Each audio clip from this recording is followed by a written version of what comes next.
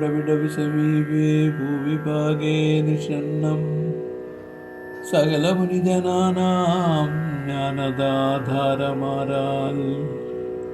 ത്രിഭുവനഗുരുമീശം ശ്രീദക്ഷിണാമൂർത്തിദേവം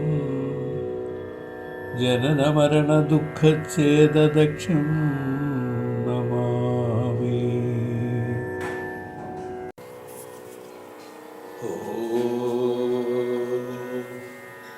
വിശ്വം ദർപ്പണദൃശ്യമാനനഗരീതുല്യം നിജാന്തർഗതം പശ്യന്നാത്മനി മായയാ ബഹിരിബോധം യഥാ നിദ്രയാ യത്സാക്ഷാത് ഗുരുദേ പ്രബോധസമയേ സ്വാത്മാനമേവാദ്വയം തസ്മൈ ശ്രീഗുരുമൂർത്തയേ നമൈദം ശ്രീദക്ഷിണാമൂർത്തയേ.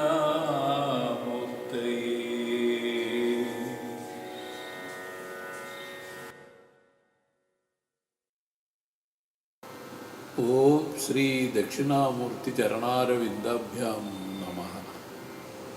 ദക്ഷിണാമൂർത്തി സ്തോത്രത്തിൻ്റെ ആദ്യത്തെ ശ്ലോകത്തിലെ ആദ്യ വരിയുടെ വിവേകമാണ് ഇവിടെ മനനം ചെയ്തു പോകുന്നത്.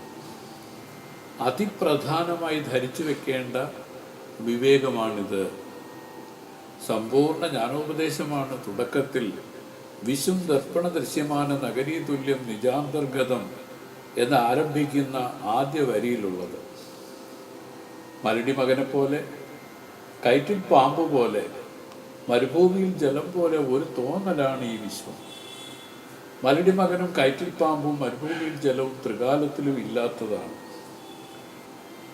മലടി മകനെ പോലെ അത്യന്തം മിഥ്യയായിട്ടുള്ള, കയറ്റിൽ പാമ്പ് പോലെ തോന്നുന്ന കാലത്തിൽ മാത്രം ഉപജീവിക്കുന്ന, മരുഭൂമിയിൽ ജലം പോലെ തോന്നിയാലും മിഥ്യയായിട്ടുള്ള ഈ ജഗത്ത് മിഥ്യയെന്ന് നിസ്സംശയം ഉറപ്പിക്കാൻ കഴിഞ്ഞാൽ ബ്രഹ്മജ്ഞാനം നീങ്ങി സത്യജ്ഞാനം പ്രകാശിക്കുമെന്ന് സകല വേദങ്ങളും അലമുറയിട്ട് പറഞ്ഞിരിക്കുന്നു.